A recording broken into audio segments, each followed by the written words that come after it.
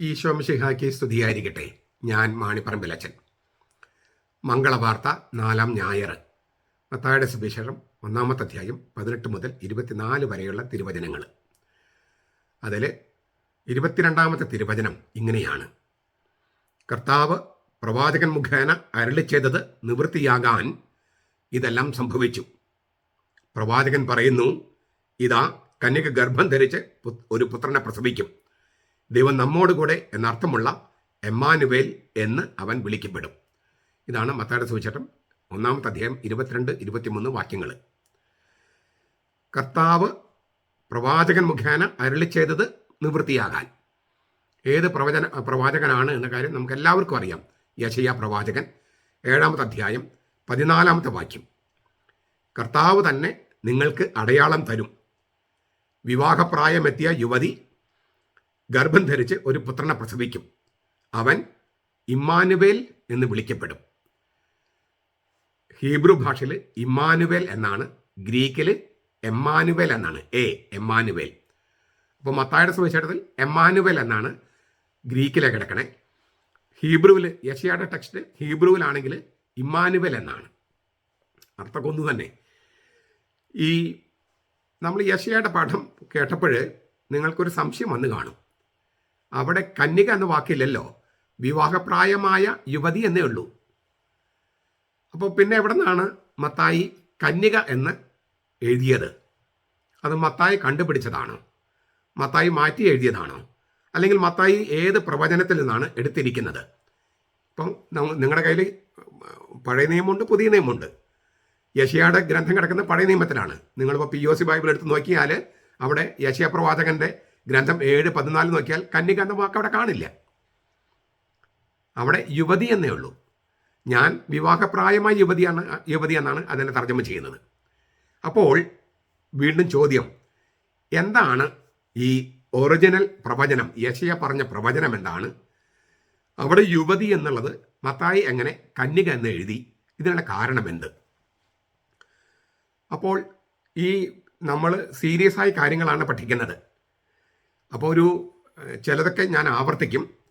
പിന്നെ നിങ്ങളിത് കേൾക്കുമ്പോൾ, ഈ വീഡിയോ കേൾക്കുമ്പോൾ നിങ്ങൾ ചെയ്യേണ്ട ഒരു കാര്യം, ഈ വിശുദ്ധ നാടിൻ്റെയും ചുറ്റുവട്ടത്തുള്ള രാജ്യങ്ങളുടെയും മാപ്പ് ഒന്ന് കയ്യിൽ വെച്ചിട്ട് ചെയ്യുക.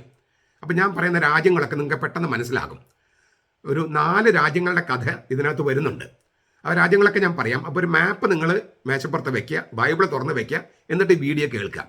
പേനും പെൻസിലും ഒക്കെ ഉണ്ടാകണം. അപ്പോഴാണ് കാര്യങ്ങൾ, പറയുന്ന കാര്യങ്ങളൊന്ന് കുറിച്ച് വെച്ചാൽ എളുപ്പമുണ്ട്. പിന്നെ ഇതെല്ലാം ചെയ്യുന്നതിന് മുൻപ് ചെയ്യേണ്ട ഒരു കാര്യം, യെശയ്യായുടെ ഗ്രന്ഥത്തിലെ 7-ാമത്തെ അധ്യായം ഒന്ന് വായിക്കുക. അപ്പോൾ ഞാൻ പറയുന്ന വാക്കുകളൊന്നും തന്നെ നിങ്ങൾക്ക് അപരിചിതമായിട്ടോ വൈദേശികമായിട്ടോ തോന്നില്ല. മത്തായിയുടെ സുവിശേഷത്തിൽ ടെക്സ്റ്റ് വായിക്കണം, യെശയ്യായുടെ ഗ്രന്ഥം 7-ാമത്തെ അധ്യായം മുഴുവൻ വായിക്കണം. അപ്പം ഞാൻ ഈ പറയുന്ന കാര്യങ്ങൾ മിക്കവാറും എല്ലാ സംഗതി അവിടെയുണ്ട്. അതിൻ്റെ ഒരു വ്യാഖ്യാനം മാത്രമേ ഞാൻ നൽകുന്നുള്ളൂ. ഞാൻ ഒന്നും തന്നെ ഉണ്ടാക്കി പറയല്ല. അവിടെയുള്ള സംഗതികൾ, ചില വാക്കുകളൊക്കെ മനസ്സിലാക്കാനുള്ള ശ്രമം മാത്രമാണ്. അപ്പോൾ ഇത് നിങ്ങൾ 2, 3, 4 പ്രാവശ്യം കേൾക്കണം. മാത്രമല്ല, ഒരു പള്ളിപ്രസംഗത്തിൽ 7 മിനിറ്റ് 8 മിനിറ്റ് പറയാൻ പറ്റുന്ന കാര്യങ്ങളല്ല. ഞാൻ പലപ്പോഴും പറഞ്ഞിട്ടുണ്ട്, പക്ഷെ അത്രയൊന്നും എല്ലാ അച്ഛന്മാർക്കും പറയാൻ പറ്റണമെന്നില്ല. അപ്പോൾ ഇത് നിങ്ങൾ ഗഹനമായി പഠിച്ച് നമ്മുടെ കരിസ്മാറ്റിക് ഗ്രൂപ്പുകളിലും മറ്റ് ഗ്രൂപ്പുകളിലും, സിസ്റ്റേഴ്സ് ആണെങ്കിൽ കോൺവെൻറ്റുകളിലും ഒക്കെ ഒന്ന് ഒരുമിച്ചിരുന്ന് കേട്ട് ചർച്ച ചെയ്ത് അങ്ങനെ ഈ യേശുവിൻ്റെ രഹസ്യത്തിലേക്ക് കുറച്ചുകൂടി അടുത്ത് വരാൻ, അവനെ കുറച്ചുകൂടി മനസ്സിലാക്കാൻ, ഈ യേശുവിനോടുള്ള സ്നേഹം, അവൻ്റെ വചനത്തോടുള്ള സ്നേഹവും ആ വചനം മനസ്സിലാക്കാനുള്ള വ്യാഖ്യാനത്തോടുള്ള സ്നേഹവുമായിട്ട് രൂപാന്തരപ്പെട്ടാൽ ഈ ക്രിസ്മസിന് അത് ഗംഭീരമായ ഒരുക്കമായിരിക്കും. യെശയ്യായുടെ പാഠത്തിൽ യുവതി എന്നാണ് നമ്മൾ ഇന്ന് കണ്ടു കഴിഞ്ഞു. അതിനുള്ള ഹീബ്രു വാക്ക് യുവതി എന്ന് നമ്മൾ തർജ്ജമ ചെയ്യുന്ന ഹീബ്രു വാക്ക് അൽമ എന്നാണ്. അൽമ, ALMAH, അൽമ. യുവതി, വിവാഹപ്രായമെത്തിയ യുവതി, അമ്മയാകാൻ പ്രായമായവൾ, കുമാരി, തരുണി, അവിവാഹിത എന്നീ അർത്ഥങ്ങളിൽ 9 പ്രാവശ്യം പഴയ നിയമത്തിൽ ഈ നാമപദം ഉപയോഗിച്ചിട്ടുണ്ട്. പ്രേമം, പ്രണയം തുടങ്ങിയ വികാരങ്ങളുടെ തള്ളിച്ച അനുഭവപ്പെടുന്ന പ്രായം, അതാണ് ഈ അൽമ എന്ന വാക്കുകൊണ്ട് ഉദ്ദേശിക്കുന്നത്. പ്രേമം, പ്രണയമൊക്കെ തോന്നുക, അതിൻ്റെ ഒരു തള്ളിച്ച അനുഭവപ്പെടുക, അത് ശരീരത്തിലും അതൊക്കെ പ്രതിഫലിക്കുക, അങ്ങനെയുള്ള ആ ഒരു അവസ്ഥയ്ക്കാണ് അൽമ, അങ്ങനെയുള്ള ഒരു പെൺകുട്ടിയെ സൂചിപ്പിക്കുന്ന വാക്കാണ് അൽമ. സുഭാഷിതം 30:19, ഉത്തമഗീതം 1:3 അവിടെയൊക്കെ നമുക്കിത് കാണാം. ഹീബ്രു ഭാഷയിൽ കന്യക എന്ന് ക്ലിപ്താർത്ഥമുള്ള വാക്കുണ്ട്. ബത്തൂല എന്നാണ് ആ വാക്ക്. ബത്തൂല, BETULAH, ബത്തൂല. ഒരിക്കലും പുരുഷനുമായി ബന്ധപ്പെട്ടിട്ടില്ലാത്ത പെൺകുട്ടിയാണ് ബത്തൂല എന്ന് പറയുന്നത്. അതേസമയം അൽമ എന്ന വാക്കും കന്യകയെ ഉദ്ദേശിച്ച് പറയാറുണ്ട്. കാരണം വിവാഹത്തിന് മുമ്പ് യുവതി കന്യകയായിരിക്കണമെന്ന് ഇസ്രായേലിൽ കണിശമായ നിയമവും ചട്ടവും ഉണ്ട്. വിവാഹത്തിന് മുമ്പ് ഒരു കാരണവശാലും യുവതി ഒരു പുരുഷനുമായിട്ട് ലൈംഗികമായിട്ട് ബന്ധപ്പെടാൻ പാടില്ല. അപ്പോൾ വിവാഹപ്രായമെത്തിയ യുവതി പൊതുവെ കന്യകയായിരിക്കും. അതുകൊണ്ട് അൽമ എന്ന വാക്ക് കന്യക എന്ന അർത്ഥത്തിൽ ഉപയോഗിച്ചിട്ടുണ്ട്. അതിനാൽ ബത്തുല എന്ന വാക്കിന്റെയും അൽമ, ബത്തുല വെച്ചാൽ കന്യക, ബത്തുല കന്യക എന്ന അർത്ഥമുള്ള ബത്തുല എന്ന വാക്കിന്റെയും അൽമ യുവതി എന്ന അർത്ഥമുള്ള അൽമ എന്ന വാക്കിന്റെയും ധ്വനി പരസ്പരം കവിഞ്ഞു കിടക്കുകയാണ്. ബത്തുല എന്ന് പറഞ്ഞാൽ തീർത്തും കന്യക, ഒരു പുരുഷനുമായും ബന്ധപ്പെട്ടിട്ടില്ലാത്ത പെൺകുട്ടി. അൽമ എന്ന് പറഞ്ഞാൽ വിവാഹപ്രായമെത്തിയ പെൺകുട്ടി. അവളും സാധാരണഗതിയിൽ ഒരു പുരുഷനുമായിട്ട് ബന്ധത്തിൽ ഏർപ്പെട്ട ആളല്ല. സവിശേഷമായി ഇസ്രായേലിൽ അങ്ങനെ ബന്ധപ്പെട്ടാൽ അത് വലിയ പാപമാണ്, വധശിക്ഷ കിട്ടാവുന്ന പാപം. പാപം മാത്രമല്ല, അത് സമൂഹത്തിൽ ഒട്ടും ടോളറേറ്റ് ചെയ്തിരുന്നില്ല. നമ്മുടെ നാട്ടിൽ അങ്ങനെ തന്നെയാണ്, നല്ല പാരമ്പര്യമുണ്ട്. ഈ വിവാഹത്തിന് മുമ്പ് സ്ത്രീയും പുരുഷനും തമ്മിൽ ബന്ധപ്പെടുന്നത് അത് മോശം തന്നെയാണ്. കാരണം വിവാഹ ദിവസം പുരുഷനാണെങ്കിലും സ്ത്രീക്കാണെങ്കിലും പരസ്പരം സമർപ്പിക്കാനുള്ളത് കളങ്കപ്പെടാത്ത ശരീരം തന്നെയാണ്. കളങ്കപ്പെടാത്ത ആത്മാവും കളങ്കപ്പെടാത്ത മനസ്സും കളങ്കപ്പെടാത്ത ശരീരവും, ഇത് മൂന്ന് ഒരുമിച്ച് അതാണ് സമർപ്പിക്കാനുള്ളൂ. അത് കണ്ടവർക്കെല്ലാം കാഴ്ച വെച്ച് കൊടുത്തിട്ട് ഏറ്റവും അവസാനം ഒരു പുരുഷന്റെ കൂടെ പോകാം, ഒരു പെണ്ണിന്റെ കൂടെ കിടക്കാം എന്നൊക്കെ പറഞ്ഞാൽ അതിനകത്തൊരു വിലയില്ലായ്മയുണ്ട്. ഈ പറഞ്ഞ വിവാഹ ജീവിതത്തിനും കുടുംബജീവിതത്തിനും അർത്ഥം അതിൻ്റെ ഒരു മൃഗങ്ങളെപ്പോലെയായിട്ട് അധിപതിക്കുന്ന ഒരവസ്ഥയുണ്ടാകും. അതിനാൽ ഇസ്രായേലി സമൂഹത്തിൽ വിവാഹപ്രായമെത്തിയ യുവതി അൽമ എന്ന് പറഞ്ഞാൽ അവള് സാധാരണഗതിയിൽ കന്യക എന്നാണ്. പക്ഷെ കന്യക എന്ന ക്ലിപ്താർത്ഥത്തിൽ വേറെ വാക്കുണ്ട്, ബത്തുല. അപ്പൊ ഇവിടെ യെശയ്യാ പ്രവാചകൻ ബത്തുല എന്നല്ല ഉപയോഗിച്ചത്, കന്യക എന്നല്ല ഉപയോഗിച്ചത്, യുവതി എന്നാണ്. ആ യുവതി കന്യകയായിരിക്കാം, പക്ഷെ നിർബന്ധമില്ല. ഇസഹാക്ക് വിവാഹം കഴിക്കാൻ പോകുന്ന സ്ത്രീയെ റെബേക്ക കന്യക എന്നും യുവതി എന്നും അർത്ഥവ്യത്യാസം ഇല്ലാണ്ട് ഉപയോഗിച്ചിട്ടുണ്ട്. ഉൽപ്പത്തി 24:16, ഉൽപ്പത്തി 24:43. അതായത് ഉൽപ്പത്തി 24:16 ബത്തുൽ എന്ന വാക്കും ഉൽപ്പത്തി 24:43 അൽമ എന്ന വാക്കാണ് ഉപയോഗിച്ചിരിക്കുന്നത്. പക്ഷെ രണ്ട് സ്ഥലത്തും ഉദ്ദേശിക്കുന്നത് കന്യകയായ യുവതി എന്നാണ്. ഒരു സ്ഥലത്ത് കന്യക എന്നും ഒരു സ്ഥലത്ത് യുവതി എന്നും ഉപയോഗിച്ചിട്ടുണ്ടെങ്കിലും അർത്ഥം കന്യകയായ യുവതി എന്നാണ്. അതായത് കന്യകയുടെയും യുവതിയുടെയും അർത്ഥം പരസ്പരം കവിഞ്ഞു കിടക്കുന്നു. അതിനാൽ കന്യക എന്ന വാക്കിൽ കന്യകാത്വം പ്രത്യക്ഷമായും യുവതി എന്ന വാക്കിൽ കന്യകാത്വം പരോക്ഷമായും സൂചിതമായിരിക്കുന്നു. അതാണ് ഞാനിപ്പോൾ പറഞ്ഞത്. ഇക്കാരണത്താൽ ഈ ഹീബ്രു ബൈബിള്, യെശയ്യായുടെ ഗ്രന്ഥം അടക്കമുള്ള ഹീബ്രു ബൈബിള് BC 250-150 കാലയളവിൽ ഗ്രീക്കിലേക്ക് തർജ്ജമ ചെയ്തു. യഹൂദ പണ്ഡിതന്മാരാണ്, റബ്ബിമാരാണ് തർജ്ജമ ചെയ്തത് അലക്സാണ്ട്രിയയിൽ വെച്ച്. അതിനെയാണ് സെപ്തുജിന്ത് എന്ന് വിളിക്കുന്നത്. ഈ സെപ്തുജിന്ത് ഗ്രീക്ക് ഭാഷയിലേക്ക് പരിഭാഷപ്പെടുത്തിയ ആ റബ്ബിമാര് ഈ യുവതി എന്ന വാക്കിനെ, അൽമ എന്ന വാക്കിനെ ഗ്രീക്കിലേക്ക് മൊഴിമാറ്റം ചെയ്യുന്നെങ്കിൽ അവരുടെ മുമ്പിലുള്ള സാധ്യതകൾ എന്തായിരുന്നു? ഒന്ന്, ഈ അൽമ എന്നത് വിവാഹപ്രായമെത്തിയ യുവതിയാണല്ലോ. അത് ആ അർത്ഥത്തിലാണെങ്കിൽ വിവാഹപ്രായമെത്തിയ യുവതി, അതായത് കന്യക എന്ന അർത്ഥം പരോക്ഷമായിട്ടേ ഉള്ളുവെങ്കിൽ തർജ്ജമ ചെയ്യേണ്ടിയിരുന്നത് നയാനിസ് എന്നാണ്. നയാനിസ്. ഞാൻ ഒന്നുകൂടി പറയാം. അൽമ എന്ന വാക്കാണ് യെശയ്യാ പ്രവാചകൻ ഉപയോഗിച്ചത്. വിവാഹപ്രായമെത്തിയ യുവതി എന്നാണ് അതിനർത്ഥം. ആ വിവാഹപ്രായമെത്തിയ യുവതി സാധാരണഗതിയിൽ കന്യകയാണ്.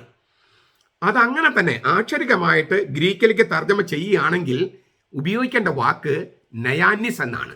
യുവതി എന്നർത്ഥം. ഗ്രീക്കിൽ യുവതി എന്ന അർത്ഥത്തിലുള്ള വാക്ക് നയാനിസ് എന്നാണ്.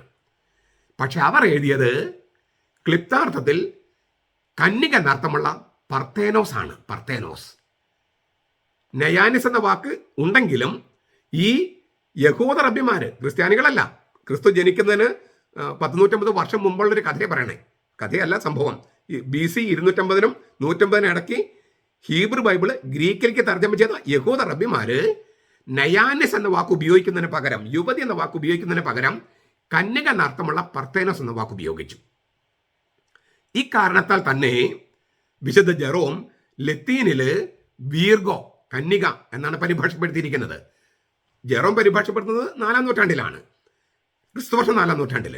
അപ്പോൾ പഴയ നിയമത്തില് യുവതി എന്നാണെങ്കിലും, അതായത് ഹീബ്രുവില്, ഗ്രീക്ക് തർജ്ജമയിൽ യഹൂദന്മാർ തന്നെ തർജ്ജമപ്പെടുത്തിയ പരിഭാഷപ്പെടുത്തിയ സെപ്തജിന്തില് കന്യക എന്ന് തർജ്ജമ ചെയ്തിട്ടുള്ളത് കൊണ്ട് ഈ ഹീബ്രു ബൈബിള് ഗ്രീക്കിലേക്ക് ലത്തീനിലേക്ക് തർജ്ജമ ചെയ്ത വിശുദ്ധ ജെറോം, ഹീബ്രു ബൈബിള് ലത്തീനിലേക്ക് തർജ്ജമ ചെയ്ത വിശുദ്ധ ജെറോം യുവതി എന്നല്ല എഴുതിയത്, കന്യക എന്നാണ് ലത്തീനില്. പക്ഷെ അത് മത്തായി സുവിശേഷമൊക്കെ എഴുതിയിട്ട് ഒരു 1400 കൊല്ലത്തോളം കഴിഞ്ഞിട്ടാണ്. പല ഇംഗ്ലീഷ് വിവർത്തനങ്ങളിലും കന്യക എന്നാണ്. കാരണം ഈ യുവതി കന്യക ആയിരിക്കും എന്നുള്ള സങ്കല്പത്തിലാണ്. അതിൽ തെറ്റ് പറയാൻ പറ്റില്ല. പക്ഷേ മത്തായി ആ അർത്ഥത്തിലല്ല, അതായത് ഹീബ്രു ബൈബിളിൽ നിന്നല്ല, ഗ്രീക്ക് സെപ്തുജിന്തിൽ നിന്നാണ് എടുത്തത്. അവിടെ കിടക്കുന്നത് കന്യക എന്നാണ്. ആ കന്യക എന്ന് എഴുതിയത് ക്രിസ്ത്യാനികളല്ല, യഹൂദ റബ്ബിമാരാണ്. അപ്പം മത്തായി ഈ സൈറ്റേഷൻ എടുക്കുന്നത് ഹീബ്രു ബൈബിളിൽ നിന്നല്ല, ഗ്രീക്ക് ബൈബിളിൽ നിന്നാണ്. ഇവിടെ ഞാനൊരു അല്പം ഒന്ന് വഴിമാറി സഞ്ചരിക്കുകയാണ്. ഈ ഗ്രീക്ക് ബൈബിളാണ് ആദിമ നൂറ്റാണ്ടിൽ യഹൂദന്മാർ ഉപയോഗിച്ചിരുന്നത്. ആദിമ സഭയുടെ ബൈബിൾ അതായിരുന്നു. യേശുവിൻ്റെയും മത്തായുടെയും പത്രോസിൻ്റെയും പൗലോസിൻ്റെയും തോമാസ് ലീഗയുടെ ഒക്കെ ബൈബിൾ അതായിരുന്നു.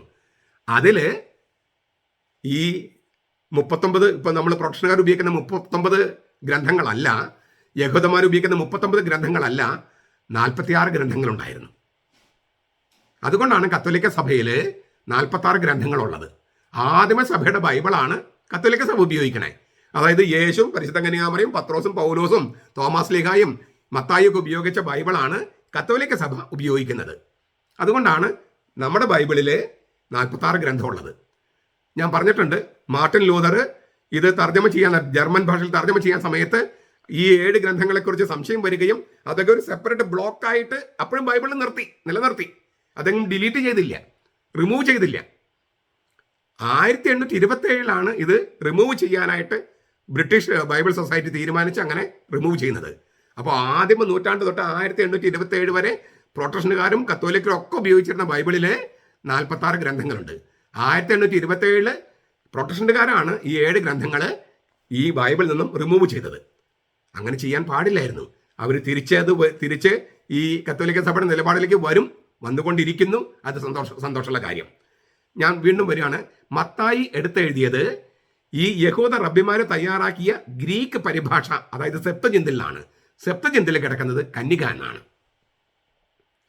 അതായത് അതിന് 2 കാരണങ്ങളുണ്ട് അങ്ങനെ ചെയ്യാൻ, ഈ മത്തായി എടുത്തെഴുതാൻ. ഒന്ന്, യേശു ജനിച്ചത് ശരിക്കും കന്യകയിൽ നിന്നാണ്, ശാരീരികമായി കന്യകയായ മറിയത്തിൽ നിന്നാണ്. രണ്ടാമതായി, ഈ പ്രവചനത്തിലെ യുവതി കന്യകയായിരുന്നെന്ന് യഹൂദ റബ്ബിമാരും സമ്മതിക്കുന്നുണ്ട്.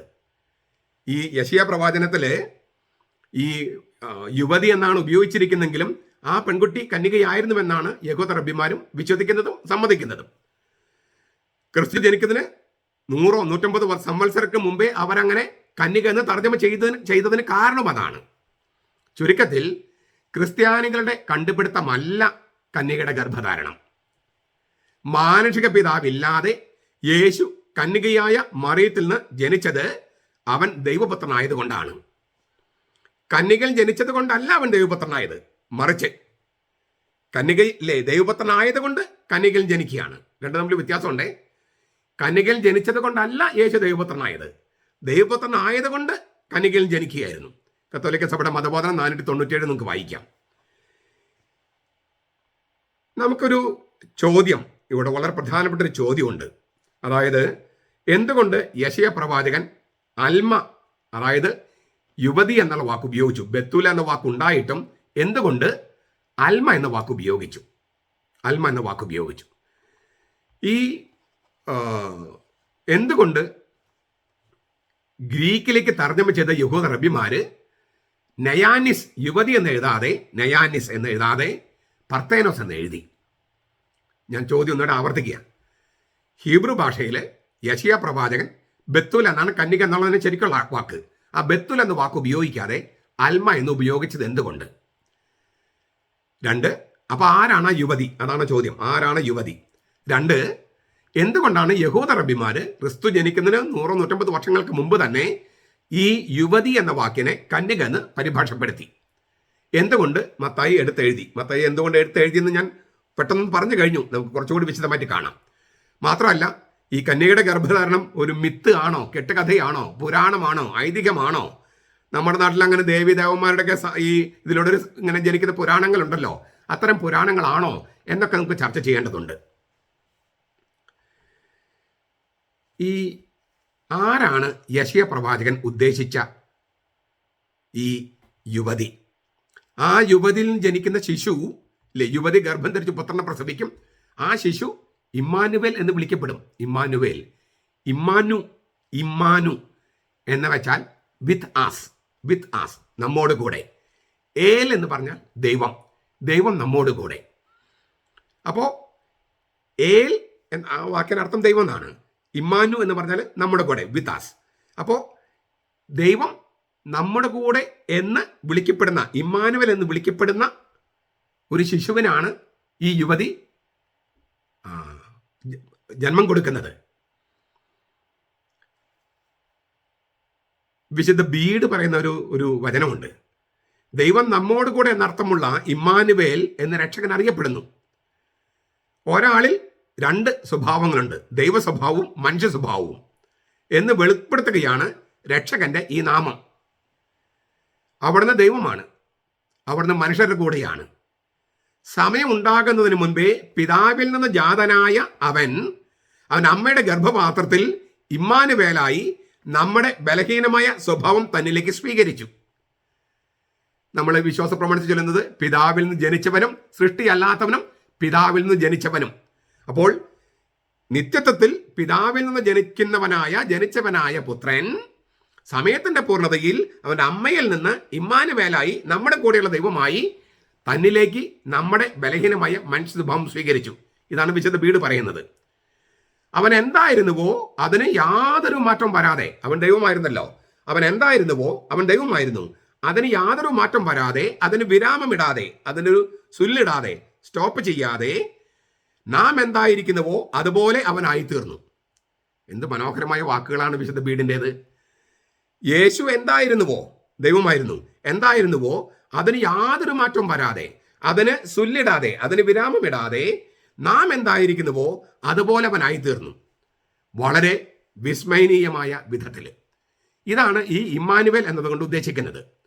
മത്തായി എഴുതിയത് എമ്മാനുവേൽ എന്ന ഗ്രീക്കിലാണ്. എമ്മാനുവേൽ, ഈ അല്ല, എമ്മാനുവേൽ. അർത്ഥമൊക്കെ ഒന്ന് തന്നെ.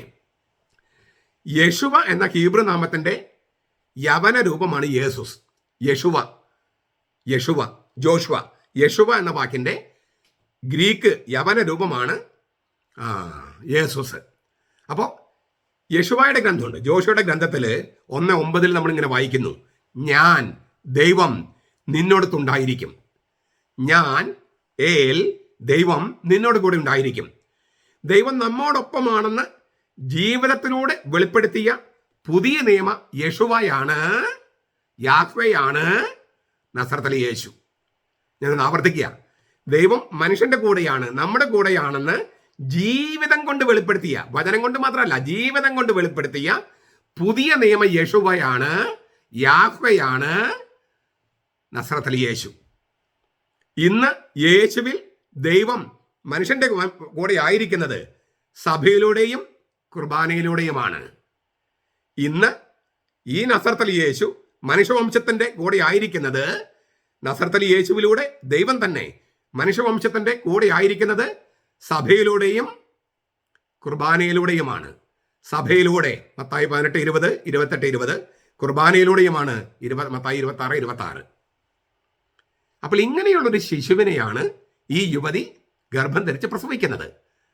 അപ്പോൾ ഒരു സാധാരണ യുവതി അല്ലല്ലോ. അപ്പൊ ആരാണ് ഈ യുവതി? അതാണ് നമുക്ക് ചോദിക്കേണ്ട ചോദ്യം. ആരാണ് യെശയ്യാ പ്രവാചകൻ ഉദ്ദേശിച്ച ഇമ്മാനുവേൽ ശിശു? ആ ഇമ്മാനുവേൽ ശിശുവിന് ജന്മം കൊടുത്ത സ്ത്രീ, യുവതി.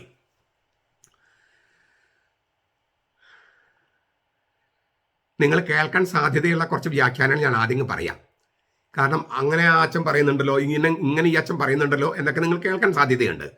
പ്രത്യേകിച്ച് ദൈവശാസ്ത്രം പഠിക്കുന്നവരും ആഴത്തിൽ വചനം പഠിക്കുന്നവർക്കൊക്കെ ഈ സംശയമുണ്ടാകാം.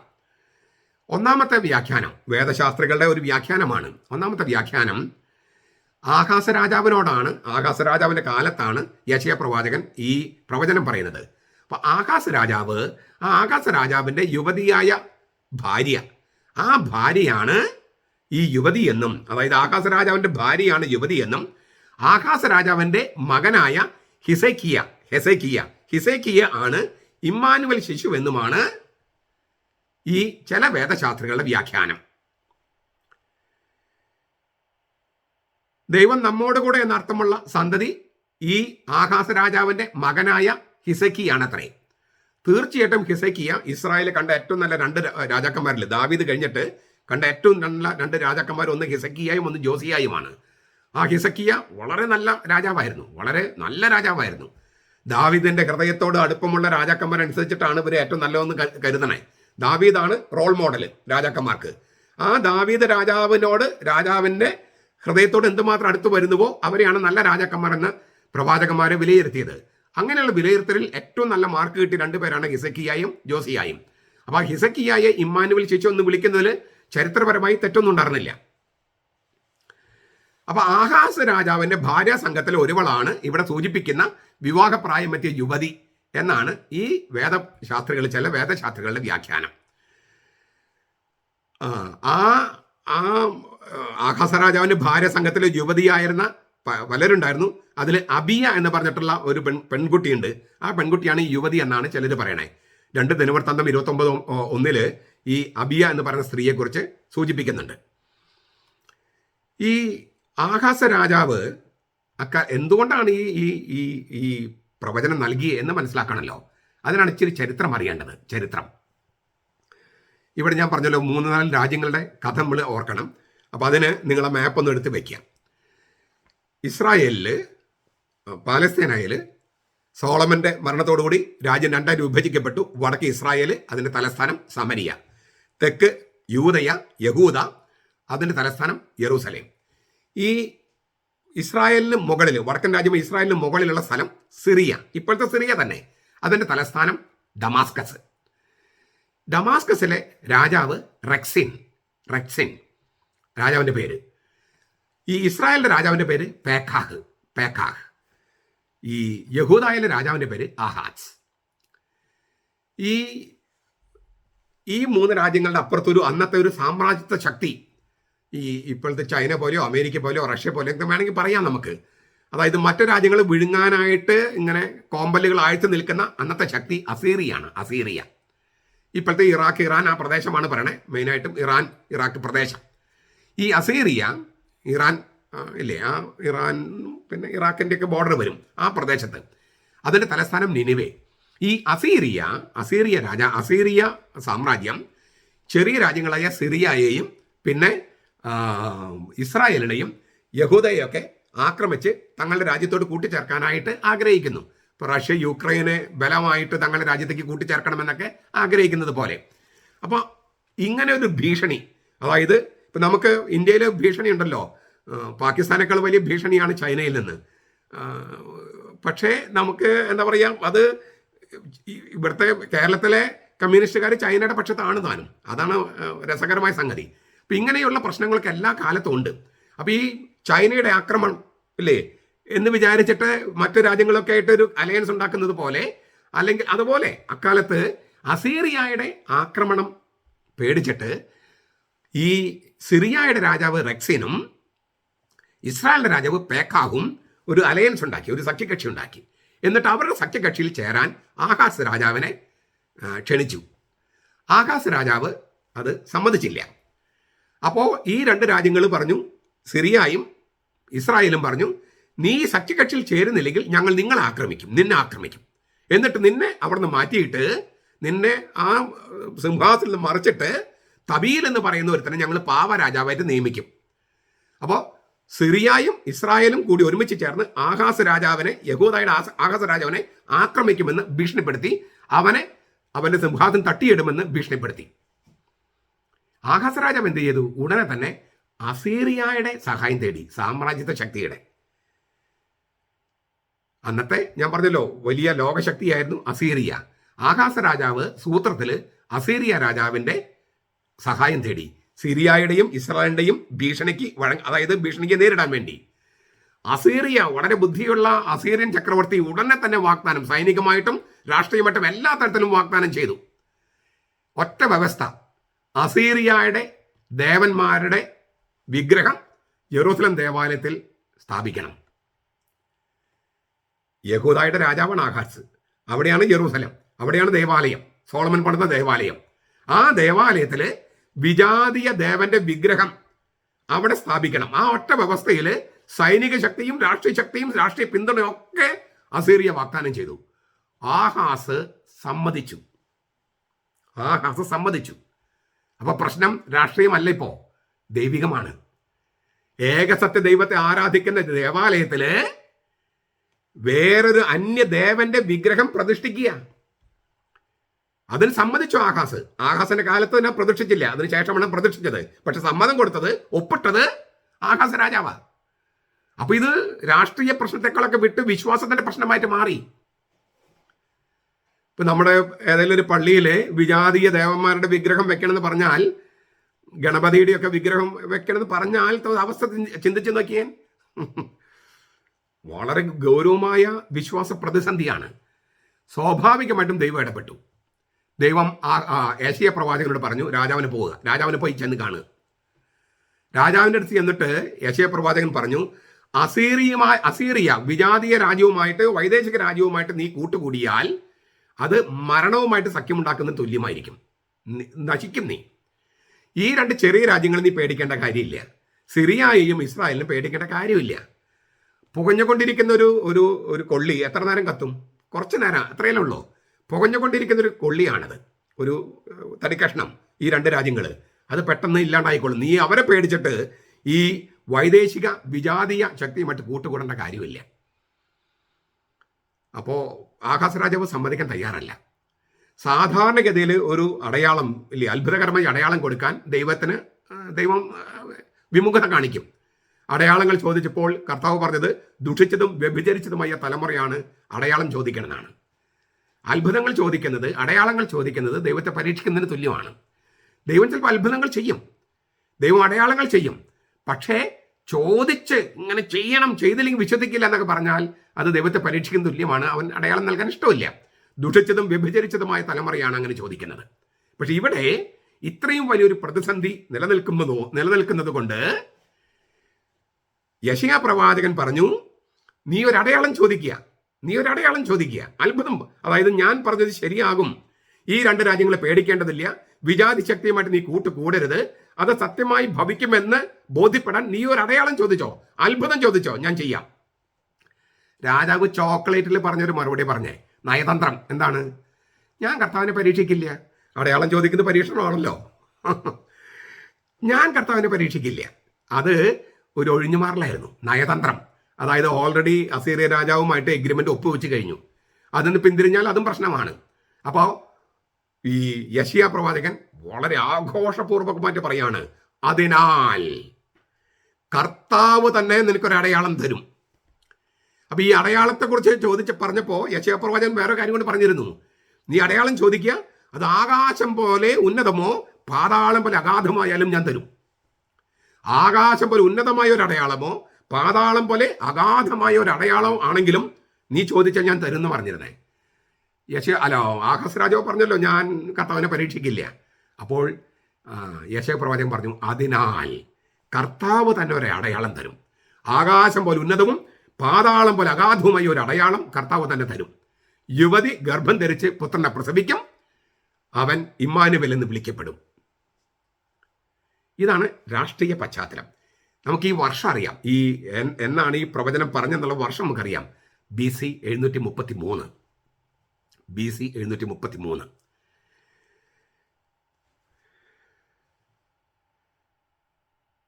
നമ്മൾ ഈ പറഞ്ഞ ഒന്നാമത്തെ വ്യാഖ്യാനം, അതായത് ആഹാസ് രാജാവിൻ്റെ യുവതിയായ ഭാര്യ സംഘത്തിൽ ഒരാൾ, അതിൻ്റെ പേര് ഒരുപക്ഷെ അബിയ എന്നായിരിക്കാം.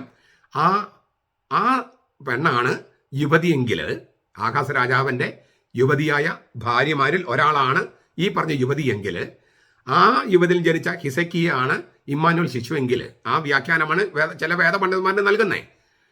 നമുക്കൊരു ചോദ്യം അവരോടുണ്ട്, ഈ വേദശാസ്ത്രികളോട് ചോദ്യമുണ്ട്. ഗർഭിണിയായിരിക്കുന്ന ഒരു യുവതി ഒരു ശിശുവിനെ പ്രസവിക്കുന്നത് ആകാശം പോലെ ഉന്നതവും പിന്നെ പാതാളം പോലെ അഗാധവുമായ ഒരു അടയാളമാണോ? സാധാരണഗതിയിൽ ഗർഭം ധരിച്ച ഒരു പെൺകുട്ടി പ്രസവിക്കും, വേറെ ആരോഗ്യ പ്രശ്നങ്ങളൊന്നും ഇല്ലെങ്കിൽ പ്രസവിക്കും. അത് അത്രയും വലിയ അത്ഭുതമാണോ? അല്ലേ, നമ്മുടെ നാട്ടിലെ സ്ത്രീകൾ പ്രസവിക്കുന്നവരല്ലേ, നമ്മളെ പ്രസവിച്ചതല്ലേ, അമ്മ പ്രസവിച്ചതല്ലേ?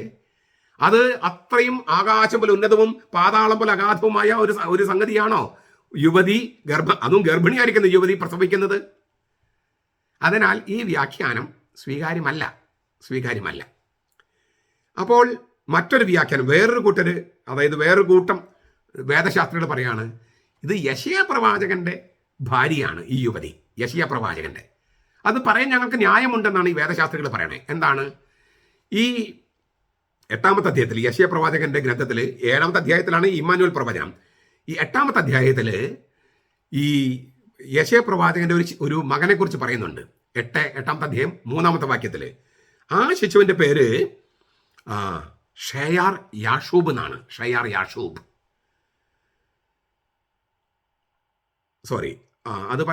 അവിടെ പറയുന്ന കുഞ്ഞിന്റെ പേര് മഹർഷലാൽ ഹഷ്ബഷ്. വേഗത്തിൽ യുദ്ധം ചെയ്യുക, വേഗത്തിൽ കൊള്ളവസ്തു പങ്കിടാന്നാണ് വാക്കിനർത്ഥം. 8-ാമത്തെ അധ്യായം യെശയ്യാ 8:3. ഈ 7:3 7-ാമത്തെ അധ്യായം 3-ാമത്തെ വാക്യത്തിൽ യെശയ്യായുടെ രാജാവിനെ കാണാൻ പോകുന്നുണ്ട്. കൺഫ്രണ്ട് ചെയ്യാൻ, അവനെ എതിരിടാൻ പറയുന്നുണ്ട്.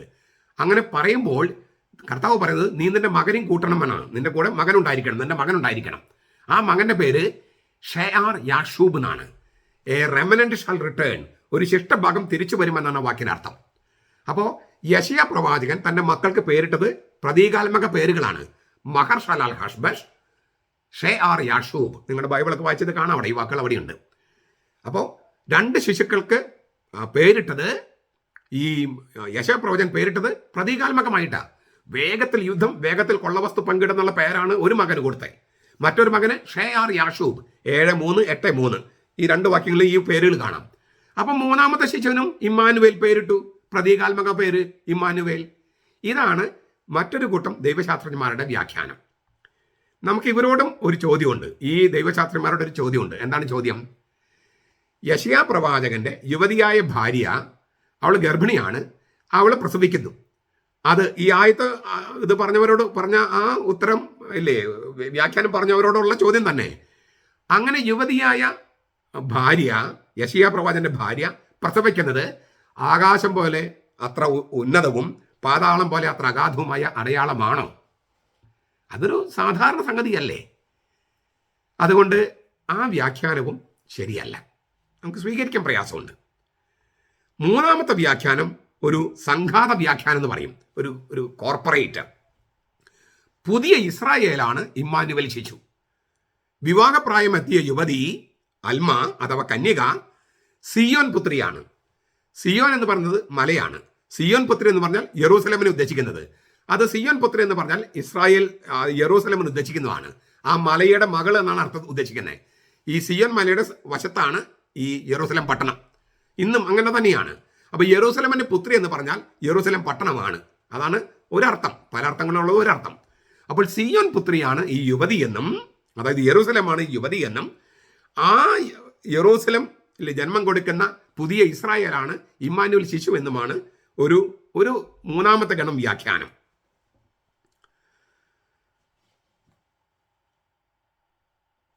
ഇതൊരു അത്ര സ്വീകാര്യമായൊരു വ്യാഖ്യാനമാണോ? ഇത് വളരെ പ്രതീകാത്മകമായിട്ടുള്ളൊരു വ്യാഖ്യാനമല്ലേ?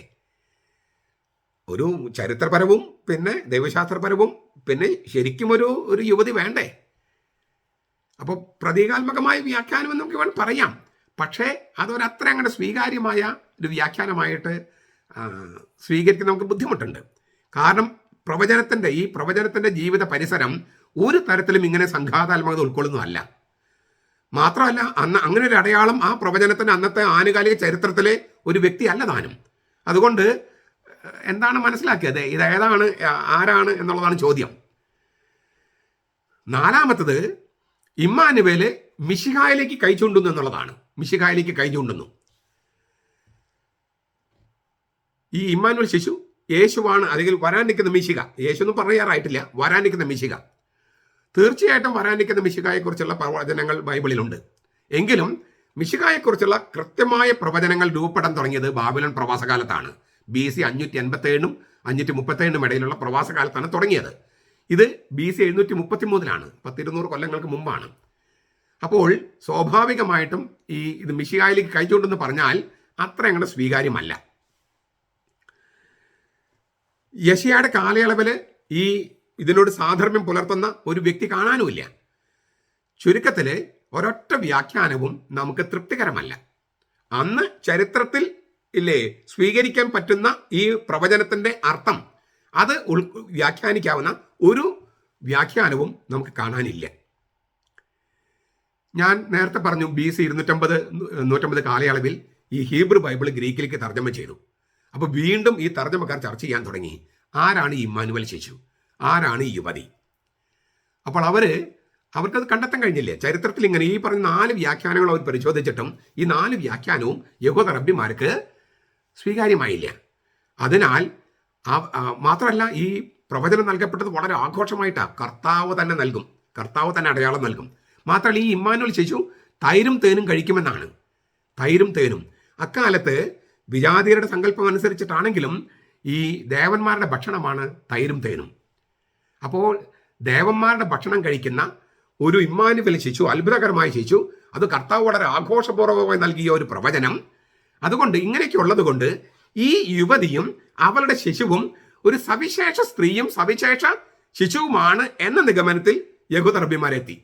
ആ സവിശേഷ സ്ത്രീയാണ്, സവിശേഷ കുഞ്ഞാണ് എന്ന് കാണിക്കാൻ കന്യക ഗർഭം ധരിച്ച് പുത്രനെ പ്രസവിക്കുന്നവർ തർജ്ജമ ചെയ്തു. യുവതി ഗർഭം ധരിച്ചു എന്നുള്ളത് അതാണ് ഒറിജിനൽ കിടക്കണേ. അതിന് പകരം കന്യക ഗർഭം ധരിച്ച് പുത്രനെ പ്രസവിക്കുമെന്ന് ഈ യഹൂദ റബ്ബിമാർ എഴുതി. അപ്പോഴും ശരിക്കും കന്യകയായിരിക്കും ഈ സ്ത്രീ എന്നവർ ഉദ്ദേശിച്ചിട്ടില്ല. ഒരു പ്രത്യേക സ്ത്രീ ആയിരിക്കും എന്നേ പറഞ്ഞിട്ട് ഉദ്ദേശിക്കുന്നുള്ളൂ. ശരിക്കും ശാരീരികമായി കന്യകയായിരിക്കും എന്ന് യഹൂദ റബ്ബിമാർ ഉദ്ദേശിച്ചിട്ടില്ല.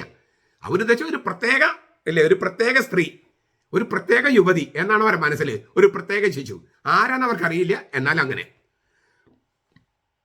ചുരുക്കത്തില് ഈ യുവതി ആരാണെന്നോ ആ യുവതിയുടെ ശിശു ആരാണെന്നോ കൃത്യമായിട്ട് ആർക്കും അറിയില്ലായിരുന്നു. BC ഇപ്പോഴത്തെ ഞാൻ ലേറ്റസ്റ്റ് കാര്യങ്ങൾ പറഞ്ഞത് BC 2 അല്ലെങ്കിൽ 3 ആണ് യേശുക്രിസ്തു ജനിച്ചത്. മുൻപ് പറഞ്ഞിരുന്നത് BC 7 6 അത് മഹാനായ ഹെറോദസ് മരിച്ചത് BC 4 എന്ന സങ്കല്പത്തിലാണ്. ഇപ്പോഴത്തെ ലേറ്റസ്റ്റ് തെളിവുകളൊക്കെ ഞാൻ കഴിഞ്ഞ ദിവസം പറഞ്ഞായിരുന്നു. ബൈബിളിൽ നടന്ന സംഭവങ്ങൾ ചരിത്രത്തിൽ നടന്ന ക്രമത്തിൽ എന്നോട് ഞാൻ വീഡിയോ ഇട്ടിരുന്നു. അപ്പം അതിനകത്ത് ഞാൻ പറഞ്ഞിരുന്നു, ഇപ്പോഴത്തെ എല്ലാ നിഗമനങ്ങളും ശരിവെക്കുന്നത് BC 1 മഹാനായ ഹെറോദസ് മരിച്ചത്. അപ്പം അതിന് കുറച്ച് നാളുകൾക്ക് മുമ്പാണ് യേശു ജനിച്ചത്. അപ്പോൾ BC 2 അല്ലെങ്കിൽ 3 അവസാന ഭാഗത്തായിരിക്കാം.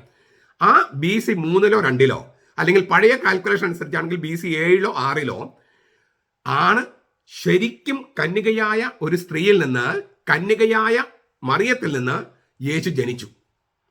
ചരിത്രത്തിൽ അങ്ങനെ സംഭവം ഉണ്ടായി. ആ ചരിത്ര സംഭവമാണ് യെശയ്യായുടെ പ്രവചനത്തിന് അർത്ഥം കൊടുത്തത്. ഇത് ഞാനൊന്ന് അടിവരായിട്ട് പറയാൻ ആഗ്രഹിക്കുന്നു. ചരിത്രത്തിൽ തീർത്തും കന്യകയായ, ശരിക്കും ശാരീരികമായിട്ടുള്ള അർത്ഥത്തിൽ തന്നെ കന്യകയായ മറിയത്തിൽ നിന്ന് യേശു ജനിച്ചു.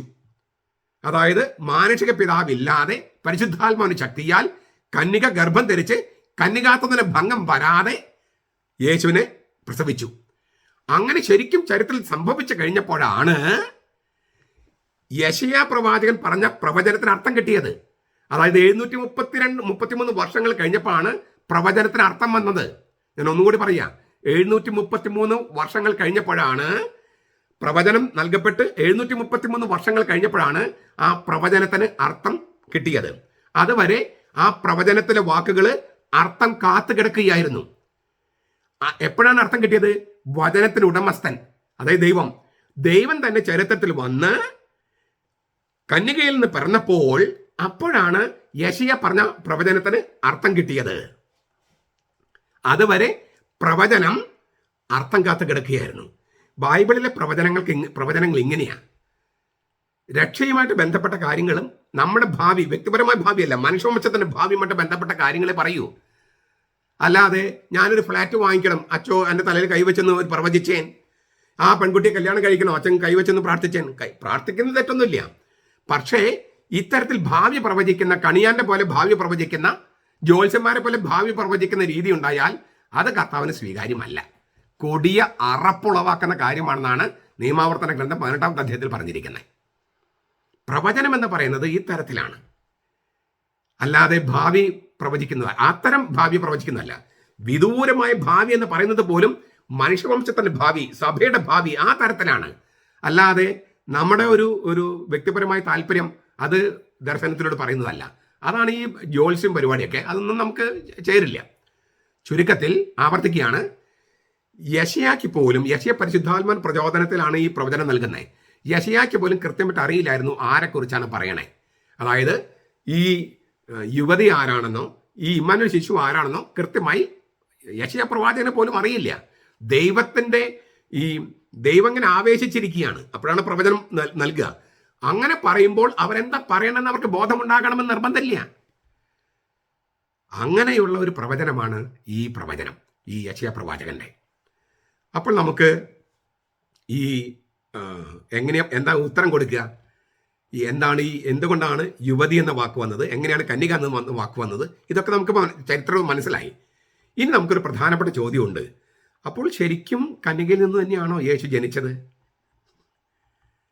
യേശു കന്യകയിൽ നിന്ന് തന്നെയാണോ ജനിച്ചത്? അതൊരു കെട്ടുകഥയാണോ? മിത്ത് ആണോ? മിത്ത് ഇപ്പൊ ഈ അടുത്ത കാലത്ത് മിത്ത് വലിയൊരു പ്രശ്നമാണല്ലോ. ഒരു മിത്ത് ആണോ?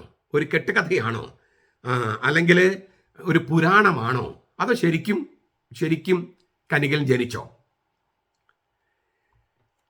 നിങ്ങൾ ചിലപ്പോൾ ദൈവശാസ്ത്ര ക്ലാസ്സുകളിലൊക്കെ കേൾക്കാൻ സാധ്യതയുള്ള 2-3 കാര്യങ്ങളൊന്ന് പറഞ്ഞിട്ട് ഞാൻ അതിൻ്റെ ഫൈനൽ ഉത്തരം പറയാം.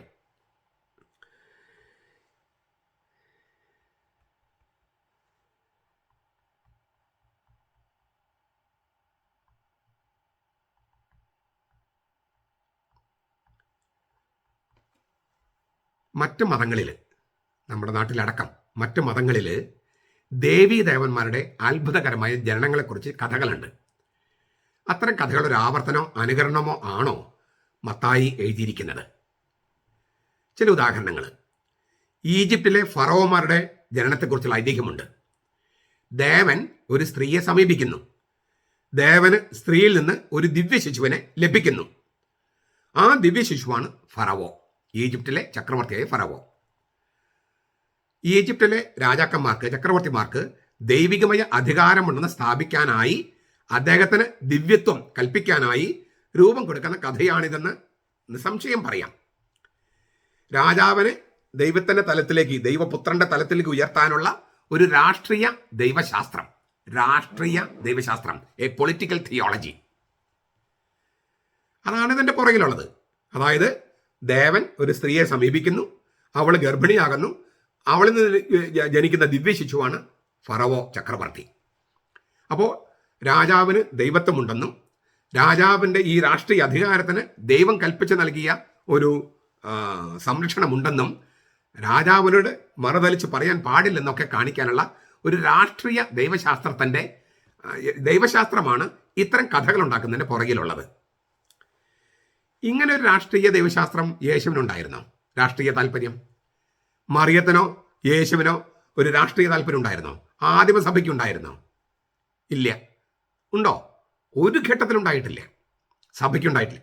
പിന്നീട് ഉണ്ടായിട്ടുണ്ട്. പിന്നീട് ദേശരാഷ്ട്രം തന്നെ എങ്ങനെ ക്രിസ്തുവിശ്വാസം സ്വീകരിച്ച ചില രാഷ്ട്രീയ താല്പര്യങ്ങൾ വന്നിട്ടുണ്ട്.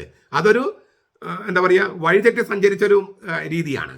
ഞാൻ ചോദിക്കുന്നത്, ഈ മത്തായി സുവിശേഷം എഴുതുന്ന കാലയളവിൽ സഭയ്ക്കോ യേശുക്രിസ്തുവിന് ശിഷ്യന്മാർക്കോ മറിയത്തിനോ ഇത്തരമൊരു രാഷ്ട്രീയ താല്പര്യം ഉണ്ടായിരുന്നോ? അതായത് മറിയത്തിന്റെ ശിശു ദിവ്യ ശിശുവായിരിക്കുമെന്നും അവൻ രാഷ്ട്രീയ അധികാരമുള്ള ദൈവത്വമുള്ള ചക്രവർത്തി ആയിരിക്കുമെന്നും അങ്ങനെയുള്ള ഏതെങ്കിലും രാഷ്ട്രീയ താല്പര്യം യേശുവിനുണ്ടായിരുന്നോ?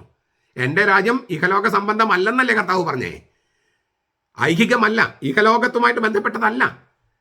എൻ്റെ രാജ്യം അങ്ങനെ ആയിരുന്നെങ്കിൽ എൻ്റെ പട്ടാളക്കാരെ എന്നെ അറസ്റ്റ് ചെയ്യാതിരിക്കാൻ പോരാടുമായിരുന്നില്ലേ? വാളതിൻ്റെ ഉറയിലിടുക എന്നാണ് പത്രോസിനോട് പറഞ്ഞത്. ചുരുക്കത്തിൽ ഈ ഇത്തരം ഒരു രാഷ്ട്രീയ മോഹത്തിൽ നിന്നോ രാഷ്ട്രീയ ദൈവശാസ്ത്രത്തിൽ നിന്നോ ആദിമസഭയോ ആരെങ്കിലുമോ രൂപം കൊടുത്ത ഒരു കെട്ടുകഥയോ രാഷ്ട്രീയ സിദ്ധാന്തമോ അല്ല കന്യകയുടെ ഗർഭധാരണം.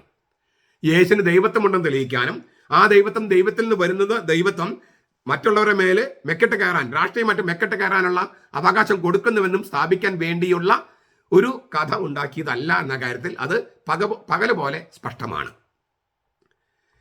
രണ്ടാമത്തെ ഒരു പുരാണ സ്വഭാവമുള്ള രീതി പൂർവ്വപിതാക്കന്മാർ ഇല്ലേ, പൂർവ്വപിതാക്കന്മാര് ദൈവിക ബീജത്തിൽ നിന്ന് ഉരുവാകുന്നു എന്ന് പല കഥകളുണ്ട്.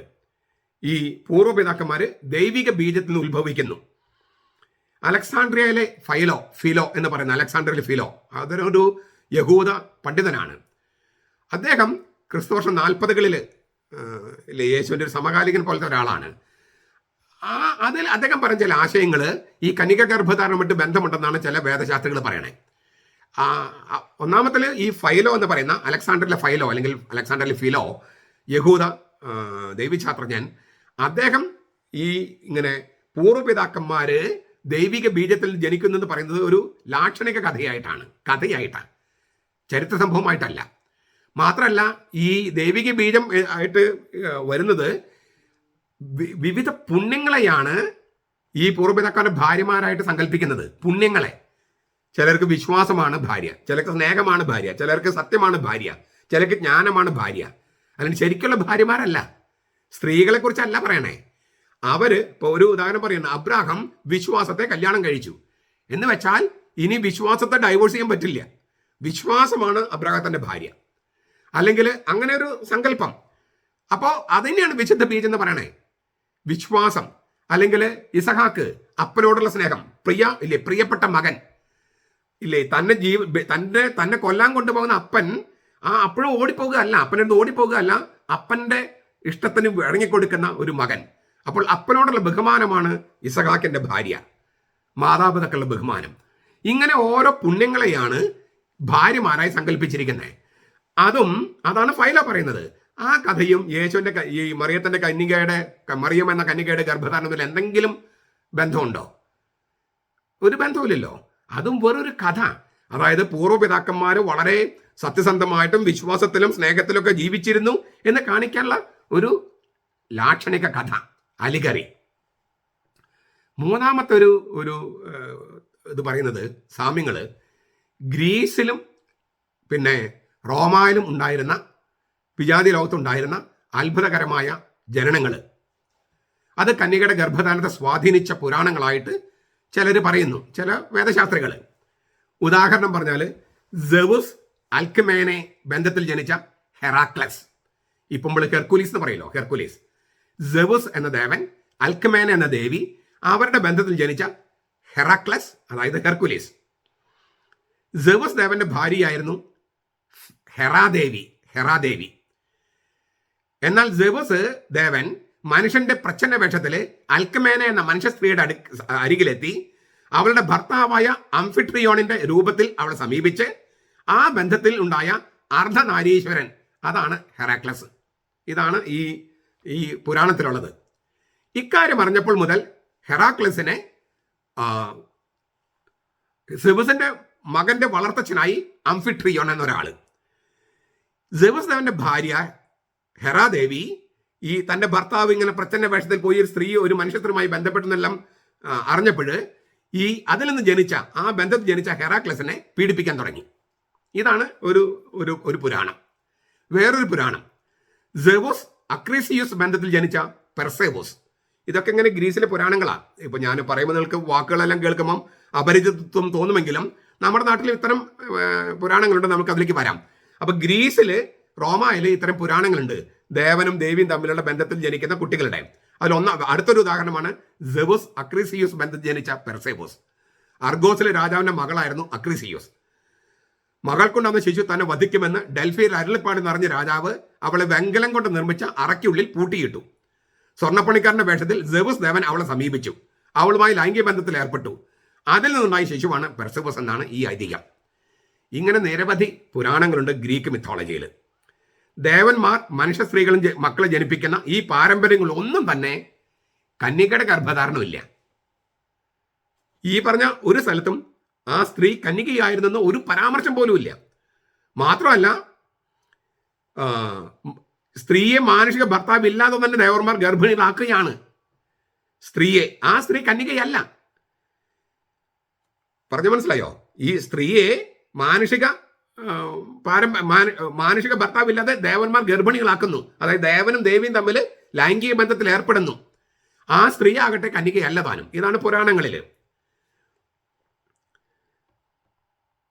ഇവയോട് തുല്യം ചെയ്യുന്ന പുരാണങ്ങൾ ഇന്ത്യയിലുണ്ട്.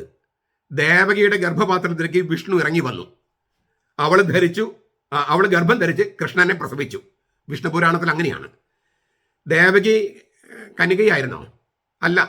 കൃഷ്ണനെ പ്രസവിക്കുന്നതിന് മുമ്പ് 7 മക്കളെ ദേവകി പ്രസവിച്ചിരുന്നു. അതിനാൽ ഇത്തരം പുരാണങ്ങൾ ഗ്രീസിലാകട്ടെ റോമയിലാകട്ടെ ഇന്ത്യയിലാകട്ടെ ഇത്തരം പുരാണങ്ങളിലൊന്നും ഈ സ്ത്രീകൾ കന്യകയായിരുന്നുവെന്ന് സൂചിപ്പിച്ചിട്ടില്ല. ഒരു പ്രശ്നം. 2, മറിയത്തിന്റെ കാര്യത്തിൽ ദേവനും ദേവിയും തമ്മിലുള്ള ഒരു ലൈംഗിക സംയോഗം പോലെ ഒരു പരിപാടിയേ ഇല്ല. ഉണ്ടോ? പരിശുദ്ധാത്മാവും മറിയും കൂടി ഒരു ലൈംഗിക ബന്ധത്തിൽ ഏർപ്പെട്ടോ? ദൈവവും മറിയും ഒരു ലൈംഗിക ബന്ധത്തിൽ ഏർപ്പെട്ടോ? ഇല്ല. ദൈവത്തിന്റെ സൃഷ്ടിക്കാനുള്ള കഴിവ് ആയ പരിശുദ്ധാത്മാവ്, ആ പരിശുദ്ധാത്മാവിന് ശക്തി പ്രവർത്തിക്കുകയാണ്. അല്ലാതെ ദേവൻ ഒരു സ്ത്രീയെ സമീപിക്കുന്നത് പോലെ പരിശുദ്ധാത്മാവ് മറിയത്തെ സമീപിച്ച് രണ്ടുപേരും ലൈംഗിക ബന്ധത്തിൽ ഏർപ്പെടുകയല്ല. ദൈവം മറിയത്തിന്റെ ലൈംഗിക പങ്കാളിയല്ല. പരിശുദ്ധാത്മാവ് മറിയത്തിന്റെ ലൈംഗിക പങ്കാളിയല്ല.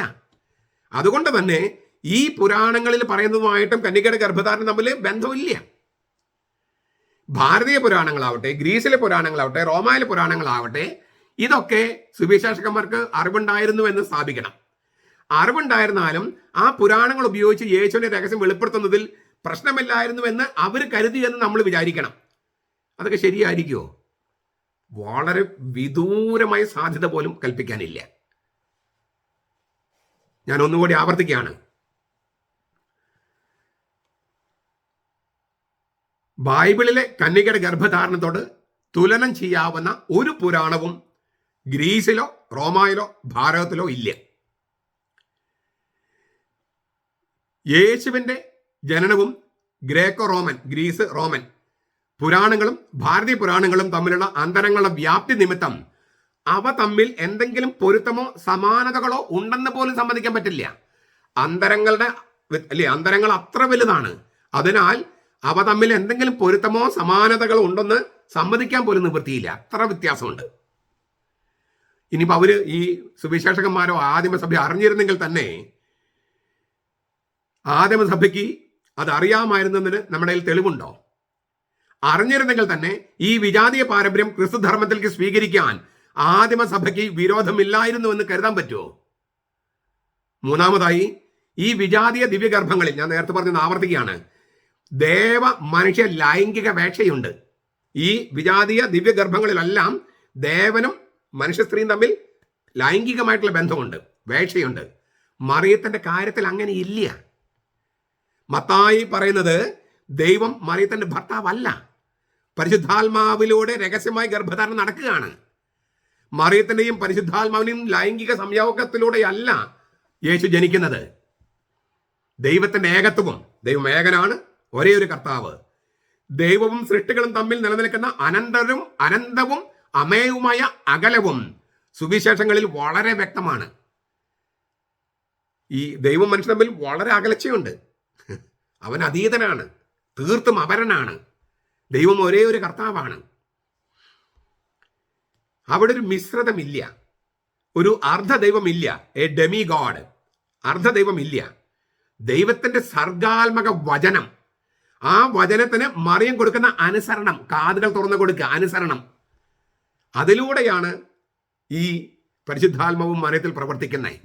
ദൈവത്തിന്റെ സർഗശക്തി, ഈ പ്രപഞ്ചത്തെ സൃഷ്ടിച്ച അവന്റെ സർഗശക്തി മറിയത്തിന്റെ ഈ കാതിലൂടെ, വിശ്വാസത്തിന്റെ കവാടമായ കാതിലൂടെ വചനം പ്രവേശിക്കുകയാണ്. ദൈവത്തിന്റെ സർഗശക്തിയുടെ വചനം, ഉണ്ടാകട്ടെ എന്ന് പറഞ്ഞ ആ വചനം, ഉണ്ടാകട്ടെ എന്ന് പറഞ്ഞാൽ ഉണ്ടായി, ആ വചനമാണ്, അതാണ് സർഗാത്മക വചനം എന്ന് പറയണേ. ആ വചനത്തിന് മറിയം സമ്മതം മൂളിയപ്പോൾ, നിന്റെ വാക്ക്, നിന്റെ വചനം പോലെ എന്നിലാകട്ടെ എന്ന് പറഞ്ഞപ്പോൾ, ആ വചനത്തിന്റെ ശക്തി കൊണ്ടാണ് മറിയം ഗർഭം ധരിക്കണേ. അല്ലാതെ പരിശുദ്ധാത്മാവും മറിയും ലൈംഗികമായി ബന്ധപ്പെടുകയോ ദൈവവും മറിയോ ലൈംഗികമായി ബന്ധപ്പെടുകയോ അല്ല. വിജാതി പുരാണങ്ങളിലൊക്കെ അത്തരം ലൈംഗിക വേക്ഷകൾ ഉണ്ട്. ഇവിടെ അതില്ല.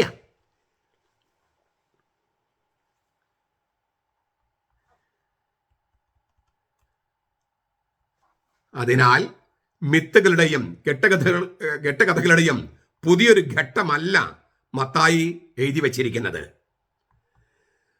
അവ മറിയത്തിന്റെയും യോസഫിന്റെയും കുടുംബ പാരമ്പര്യങ്ങളിൽ നിന്ന് മത്തായിക്ക് ലഭിച്ചതാണ്. ചരിത്രത്തിൽ നടന്ന സംഭവങ്ങളുടെ ഓർമ്മക്കുറിപ്പുകൾ തലമുറകളിലേക്ക് പകർന്നു കിട്ടിയതാണ്. ചരിത്രത്തിൽ നടന്ന സംഭവത്തിന്റെ ഓർമ്മക്കുറിപ്പുകളാണത്. സുവിശേഷ രചനയുടെ അവസാന ഘട്ടത്തിലാണ് അത് സുവിശേഷത്തിലേക്ക് കൂട്ടിച്ചേർത്തത്. അതുകൊണ്ടാണ് യേശുവിന്റെ ജനനം സംബന്ധിച്ച രഹസ്യം കുറച്ച് ഏറ്റവും അവസാനമാണത് സുവിശേഷങ്ങളിൽ സ്ഥാനം പിടിച്ചത്. അതിനർത്ഥം ആ രഹസ്യങ്ങൾ അന്ന് അറിയപ്പെട്ടിരുന്നെന്നാണ്. അതായത് മത്തായി സുവിശേഷം പ്രസിദ്ധീകരിക്കുന്ന സമയത്ത്, അതായത് ക്രിസ്തുവർഷം 62, 63, 64, 65 കാലം, ആ സമയത്താണ് മത്തായി സുവിശേഷം പ്രസിദ്ധീകരിക്കണേ. യേശു മരിച്ചിട്ട് 10-20 കൊല്ലം ആവണേ ഉള്ളൂ. ആ സമയത്ത് തന്നെ ഈ വക ചരിത്ര സത്യങ്ങളെല്ലാം സഭയിൽ അറിവുണ്ടായിരുന്നു. ആ അറിവുണ്ടായിരുന്ന കാര്യമാണ് എഴുതി വെച്ചിരിക്കുന്നത്. എഴുതി വെച്ചത് കൊണ്ട് അറിവുണ്ടാകുകയല്ല. അത് പെന്തക്കോസ്തുകാരും യഹോവസാക്ഷികളും ഒക്കെ അങ്ങനെ പറയുള്ളൂ. എഴുതി വെച്ചത് കൊണ്ട് അറിവുണ്ടാകുകയല്ല. സഭയിൽ നിലനിന്നിരുന്ന സത്യത്തെ എഴുതി വെച്ചിരിക്കുകയാണ്. ഞാൻ ഒന്നുകൂടി പറയാം, സഭയിൽ നിലനിന്നിരുന്ന സത്യം, ചരിത്ര വസ്തുത മത്തായി എഴുതി വെച്ചു. അല്ലാണ്ട് മത്തായി എഴുതി വെച്ചത് കൊണ്ട് സഭയിൽ ഉണ്ടായതല്ല. വളരെ വലിയ വ്യത്യാസമുണ്ട് ഇത് കേട്ടോ.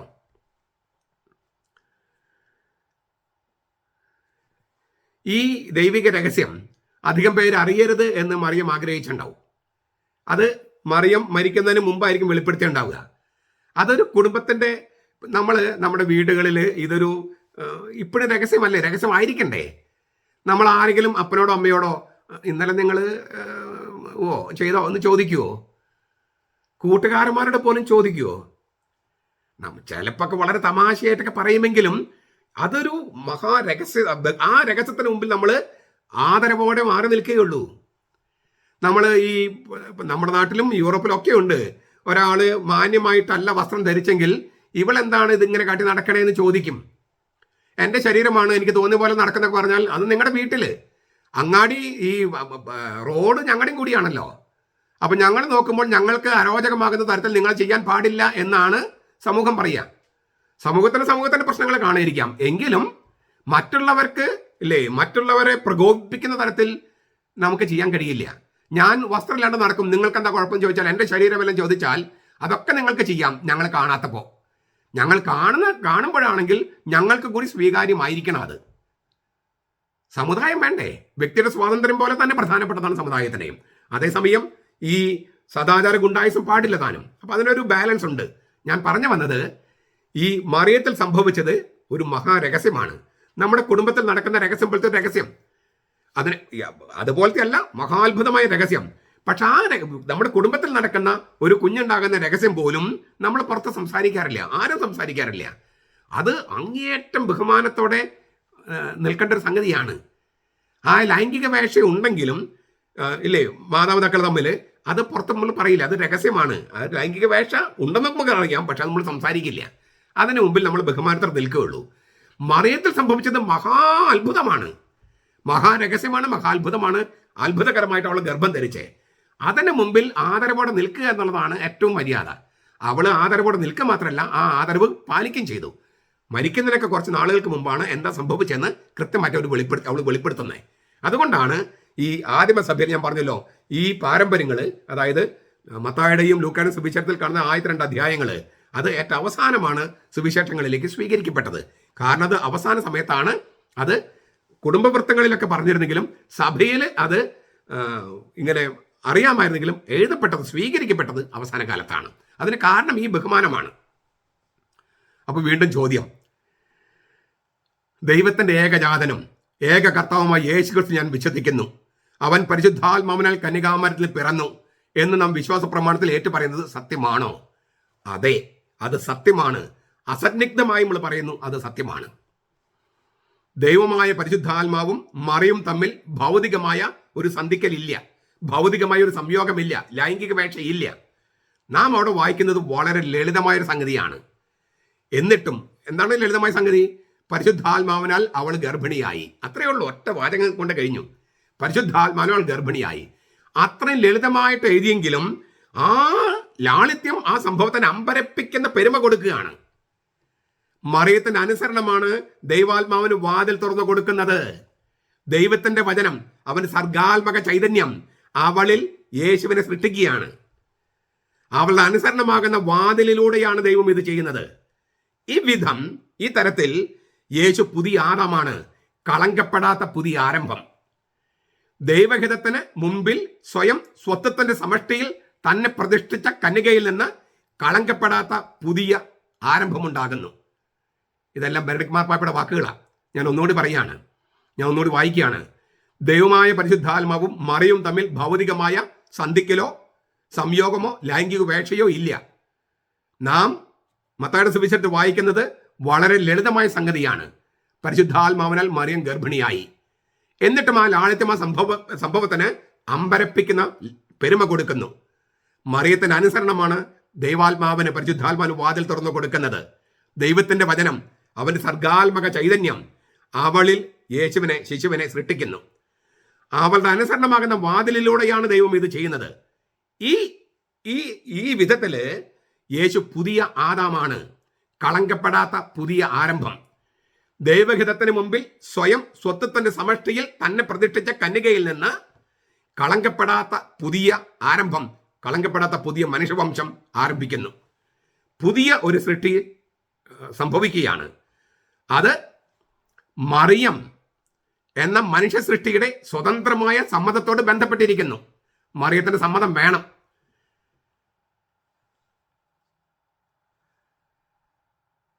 ഭൗതിക ലോകത്തില് ദൈവം നേരിട്ട് ഇടപെട്ട 2 നിമിഷങ്ങളുണ്ട് യേശുവിന്റെ ജീവിതത്തില്. ഭൗതിക ലോകത്തിൽ ദൈവം നേരിട്ട് ഇടപെട്ട 2 നിമിഷങ്ങളുണ്ട് യേശുവിന്റെ ജീവിതത്തില്. കന്യകയിൽ നിന്നുള്ള ജനനവും കല്ലറയിൽ നിന്നുള്ള ഉത്ഥാനവും. ആ കുഴിമാടത്തിൽ യേശു തുടർന്നും അവശേഷിച്ചില്ല, അഴിഞ്ഞുമില്ല. ആധുനിക മനസ്സിന് ഈ 2 നിമിഷങ്ങളും ഇടർച്ചയാണ്. അവർ പറയുന്നത് ആത്മീയ തലത്തിൽ മാത്രമേ ദൈവത്തിന് പ്രവർത്തിക്കാൻ പറ്റൂന്നാണ്. പദാർത്ഥത്തിന്റെ തലത്തില്, ഭൗതിക തലത്തിൽ ദൈവത്തിന് പ്രവർത്തിക്കാൻ പറ്റില്ല അത്രേ. അങ്ങനെ ഭൗതിക തലത്തിൽ പ്രവർത്തിക്കാൻ പറ്റാത്തൊരു ദൈവമായിരിക്കുമോ? പദാർത്ഥത്തിന്റെ തലത്തില്, ഭൗതിക തലത്തിൽ ദൈവത്തിന് കൈകടത്താൻ പറ്റില്ലെങ്കിൽ ആ ദൈവമായിരിക്കുമോ? ഇവിടെ ബൈബിള് പറയുന്നത് പദാർത്ഥത്തിലെ ഭൗതിക പ്രപഞ്ചത്തിൽ ദൈവം ഇടപെട്ടു എന്നാണ്. ആ 2 ഇടപെട്ട നിമിഷങ്ങളാണ് കന്യകയുടെ ഗർഭധാരണവും മനുഷ്യാവതാരം, മറ്റൊന്ന് യേശുവിന്റെ ഉത്ഥാനവും. ദൈവം ഭൗതിക ലോകത്തിന്റെ അതല്ല എന്ന് വാദിക്കുന്നവരുടെ അതിന് വിപരീതമായിട്ടാണ് മത്തായും ലൂക്കായും എഴുതി വെച്ചിരിക്കുന്നത്. ദൈവമാണ്. അവൻ വെറുതെ ഒരു ആശയങ്ങളുടെ ലോകത്തോ ആധ്യാത്മിക ലോകത്തോ മാത്രം പ്രവർത്തിക്കുന്നവനല്ല. ദൈവമാണ് ഉടയ തമ്പുരാൻ. അവനാണ് ജഗന്നിയാന്താവ്. ഭൗതിക പിണ്ഡത്തിന്റെയും ഉടമയാണോ അവൻ? ഇതിന് ഉത്തരം അതെ എന്നാണെങ്കിൽ കന്യയുടെ ഗർഭധാരണം വളരെ യുക്തിഭദ്രമാണ്. യുക്തി രഹിതമോ വൈരുദ്ധ്യമോ അവിടെ ഇല്ല. പ്രസാദാത്മകമായ കാര്യമാണ് അവിടെ പറയുന്നത്. ഞാൻ മുൻപ് പല പ്രാവശ്യം പറഞ്ഞിട്ടുള്ള കാര്യം ഒന്നുകൂടി ആവർത്തിക്കുക. ഇപ്പൊ നമ്മുടെ നാട്ടില് ഈ പരിണാമ സിദ്ധാന്തം പഠിപ്പിക്കണമെന്ന് കമ്മ്യൂണിസ്റ്റുകാർ പറയുന്നുണ്ട്. വേണ്ട എന്ന് BJP തുടങ്ങിയുള്ള കേന്ദ്ര ഗവൺമെന്റും പറയുന്നുണ്ട്. എന്തുകൊണ്ടാണ് കമ്മ്യൂണിസ്റ്റുകാർ ഈ പരിണാമ സിദ്ധാന്തം പഠിപ്പിക്കണമെന്ന് പറയണേ? അവരെ സംബന്ധിച്ചിടത്തോളം ഒരു ദൈവവിശ്വാസികളല്ല. അപ്പോൾ മനുഷ്യൻ ദൈവത്തിന്റെ ഛായ അല്ല. അവർക്ക് ഒരു മൃഗം, മറ്റൊരു മൃഗം, അത് തെളിയിക്കാൻ അല്ലെങ്കിൽ അത് സ്ഥാപിക്കാൻ വേണ്ടിയാണ് പരിണാമ സിദ്ധാന്തം സ്കൂളുകളിൽ പഠിപ്പിക്കണമെന്ന് കമ്മ്യൂണിസ്റ്റുകാർ പറയണേ. അതായത് കമ്മ്യൂണിസ്റ്റുകാർക്ക് ദൈവവിശ്വാസം ഇല്ലാത്തത് കൊണ്ട്, ദൈവഛായയിലാണ് മനുഷ്യൻ സൃഷ്ടിക്കപ്പെട്ടതെന്നോ ദൈവം പിതാവാണെന്നോ അവർ പഠിപ്പിക്കാത്തത് കൊണ്ടും അവർ വിശ്വസിക്കാത്തത് കൊണ്ടും മനുഷ്യൻ മറ്റൊരു മൃഗമാണെന്ന് പഠിപ്പിക്കുന്ന പരിണാമ സിദ്ധാന്തം ശാസ്ത്ര സത്യം എന്നാണ് അവർ പറയണേ. സത്യേ ഒരു പ്രപ്പോസലാണിത്. ഒരു പ്രപ്പോസൽ, തെളിയിക്കപ്പെടാത്ത ഒരു പ്രപ്പോസൽ. ശാസ്ത്ര സത്യമൊന്നും അല്ലത്, ഒരു പ്രപ്പോസൽ.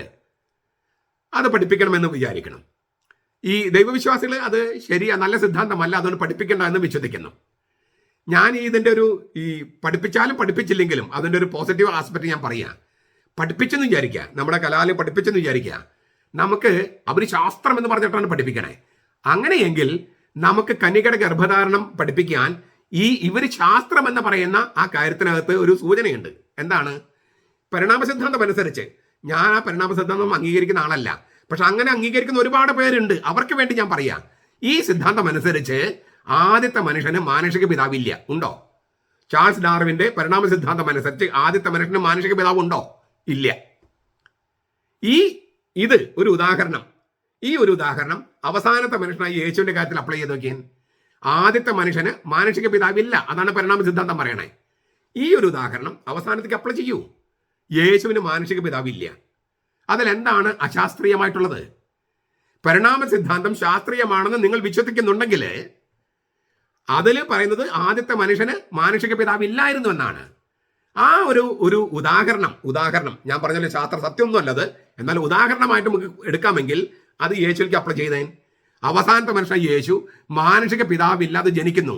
അതിൽ എന്ത് അശാസ്ത്രീയതയാണ് ഉള്ളത്? കമ്മ്യൂണിസ്റ്റുകാരോട് ഞാൻ ചോദിക്കണേ.